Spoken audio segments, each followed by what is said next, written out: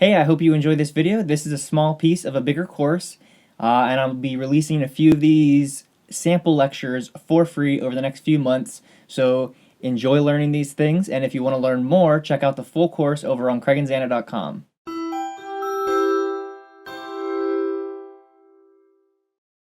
So in the last few videos, we've been talking about your layout, your brand, and those types of things. I just want to get into the psychology that's behind why you should be doing these things the way that you are, just real quick. The way you should be thinking about these things is where someone's eyes go to immediately. So like when you see this, honestly, just look at it. Where do your eyes go? That's the simplest way to test this. If you really want to test it on other people, you can always have a tablet or something and go to other people and say, what's the first thing you notice on this page? And usually they'll be pretty honest and it'll just give you an idea of like, okay, maybe their eyes go from here to this picture and then down here. That's generally like the pathway that people's eyes take. Like they're gonna catch this because it's dark and it's off to the corner there, and then they're gonna see this. Then their eyes are gonna kind of drift over here, and then they're gonna drift over there. That's kind of like the same. If they were reading, they do this. So it's not quite the same, but that's an okay thing because that's gonna go from the logo, so they know where they're at, and then they're gonna go to the the subheader, the thing that we talked about in the copywriting video, which is why that's important. And then they're going to see this picture, which is why that's important. And then they're going to see this thing that's just above the fold, like we talked about how we want people then to scroll down because they're going to see this and they're going to say, even if they don't read it, even if their eyes just see, oh, there's text there, they're going to roll down and see what that is. And the interesting thing is, if you see this website, I almost guarantee you're not going to just instantly click here. That's not going to be what catches your attention. So let's look at some other sites here. This is Blood on the Leaves. It's one of our websites for a movie that we made. The first thing it catches my eye, and it's because this text here is so much brighter than everything else, is this. And that's not a coincidence at all, because we want people that come to this website to click play and watch the trailer, because hopefully if they like the trailer, they will like the movie, and then the next thing they'll notice is to rent or to download the movie. And honestly, like, these buttons could probably be brighter. If I was gonna like go back and rework on this site a little bit more, that's what I would do. I'd make these buttons brighter, make them stand out more. You can see down here there's a little bit of text. It kind of encourages you to scroll down and see what these testimonies are, which is always a good thing too. Let's see, here's another website. This is our Sideline Pictures website, which I fixed that brightness thing. This is like the very first thing you see, and if you notice, our logo is really small, and that's on purpose because we don't want that to be where people's attention starts out.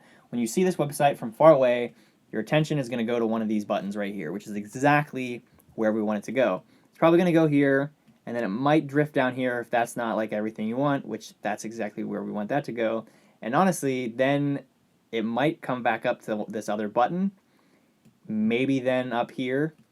If it doesn't go up to that other button from here, it might go down and they might scroll down, which says other films down there. So if this film doesn't interest them, there's other sections here that preview other movies that we've worked on. But at no point are they focusing up here really, because that's such a small text. Like it's there, and that's kind of our brand, is just that little like L-shaped thing. But it's very unlikely that's where anyone's gonna like pay attention to it first. So just from far away, you can look at it and say, and it's interesting for me because I take my glasses off and I don't see so great with my glasses off, so I can really see just colors, and like the things that pop out for me are this, and honestly like the bottom of his beard and this kind of like highlight on the main character's face there. That's the only things like I really like, boom, right there. That's where my attention's drawn. But that's good. That's exactly kind of where we want it to go. If I were going to redesign this picture, I would maybe make his beard a little darker and those highlights a little darker, so that's not distracting from what we want them to pay attention to. This is then over on the blog page of that same site. We recognize real quickly what this is, and this is different than the other logo because now we want people to know exactly where they are while they're on this site. So I guess like it would start here, their attention, and then it would go down here probably, just reaffirming like this is the blog. And then this is our big blog post that like links to a bunch of other blog posts. So that's kind of a good place to start. But they're probably either going to go down here, so they're going to see the most recent one, or they're going to start there. And then from there, their eyes will probably work their way down as they scroll. Which here we have most popular video or like different things. So we'll see if they're interested in any of these. Basically, it's just a bunch of points to see, hey, where's it going to get you to click on something else and catch your interest if this is what you're looking for. So this is more of an informational site. This is more of a sales site. With a sales site, you want to give very few options because you want people to just take action. And people easily get overwhelmed with too many choices. And even 2 choices here might be too much. It would be interesting to test this to see whether or not one choice, like stream on Amazon right in the center, would get more clicks than these 2 buttons do right now. And honestly, because I say that because this button gets way more clicks than this button does. This button almost never gets clicked, actually, which is kind of annoying because this one makes us more money. But, you know, this one's where everyone already has their credit card information, and that's why we put it on Amazon, because people trust that site. And, you know, it's kind of a prestige thing. Anyway, let's go and look at this one. This is the design I'm working on. It's not finished right now because I don't like this. I don't like how this blends in right here. But first thing I see is the logo and Inzana Social Solutions. I'm trying to really sell that brand, so that's where that's going. And then I kind of skip over this because this doesn't matter right here, and neither does this. It needs to be a little more focused, but my eyes go right down to this content curation or content creation, and then maybe over here again this kind of gets blown out by this white right here, and then this here, and then like this button is not bright white because it's not the first thing I want someone to click on. I don't want them to look and see $97 and then click away. I want them to look and see, okay, this is the value I'm getting. So website management, social media, content creation, and then social media. And then they're going to see, oh, okay, starts at $97 a month, which whether or not that's worth it to them, they can decide. We're going to go over here now to tracing outlines. This is a different site that I worked on. And you see how this really pops out up here, this top little bar up here. This is called Hello Bar. This is a little, it's called a widget that you can add to your website, and it pops down so there's movement to it. It really draws your attention because the main goal with this site, at least last time I was working on it, was to grab as many email subscribers as possible. And these bars work really great. It is a little annoying for people that are return subscribers, so if that's not your goal, then that's not what you want to do.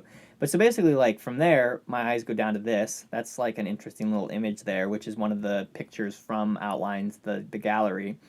And then there's a lot of information on this site. This is honestly an older one that I did without as clear of a goal for the site, so that's kind of why it jumps around a lot, because, like, this is kind of like pops out, and then this pops out, and then my eyes are just going all over the place, and I don't really lock on to anything. But I mean, this up here catches my attention first, and that was the goal. So that's good for that. Now let's see. We're gonna look at some bigger examples here, like YouTube. Okay, so when you first log into YouTube, I mean, they have their ads. That's how they make their money. Google is an advertising platform before anything else. But without even going to your subscriptions tab, the first thing you start noticing is these recommendations, which is another way that they use their algorithm to try to get you to stay on their site as long as possible and see more ads.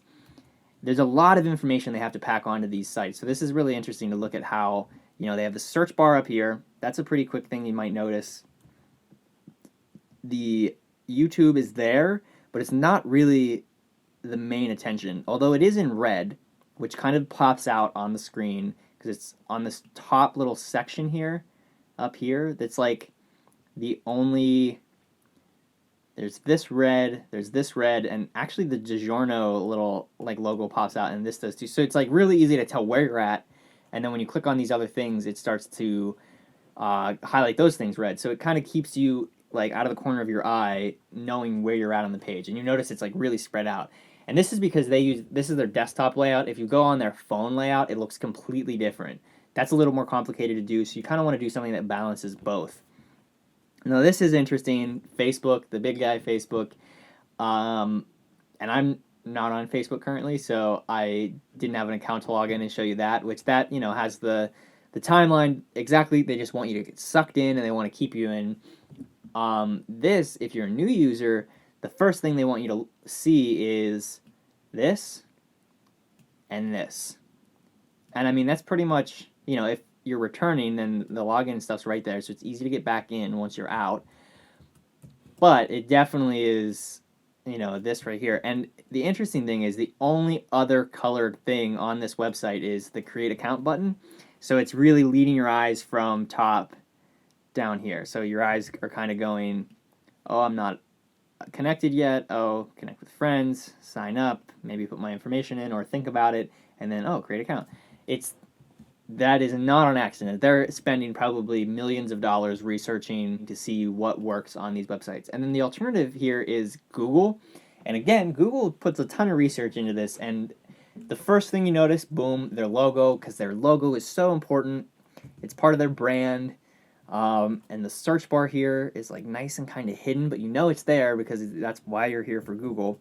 And this is it. That's all they give you, because why would they want to give you anything else? They want to get you on to where you're going. They don't want to waste your time with a bunch of stuff. That's where I think Yahoo really fails, is Yahoo has a ton of stuff on their homepage.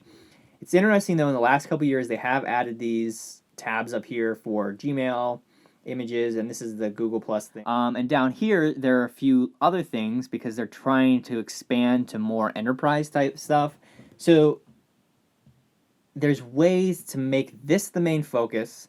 There's so much white space between there and anything else. So people can get to this stuff off the first page, but this is very much the main focus of this page. So really, this is exactly what we want to think about for our own page, is the psychology of just, and you want to think about this the whole time you're creating. It's not something you have to sit down and really map out like I'm doing right now.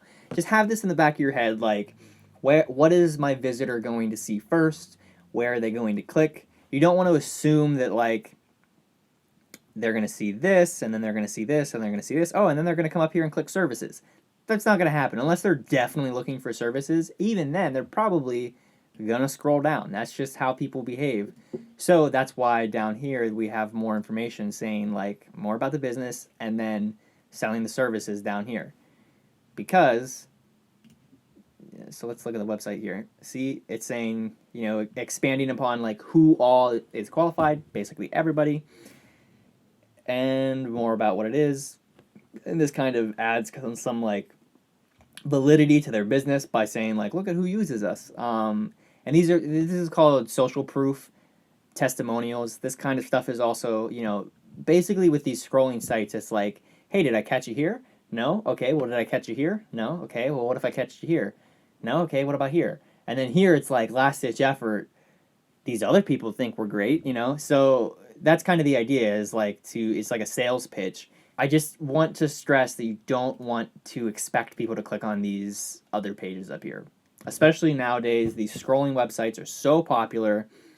This is exactly what you want to be thinking about while you're working on the next section, which is tools and walkthrough. So I'm going to go through and I'm going to show you. I keep clicking on stuff and stuff here, so that might be intimidating you.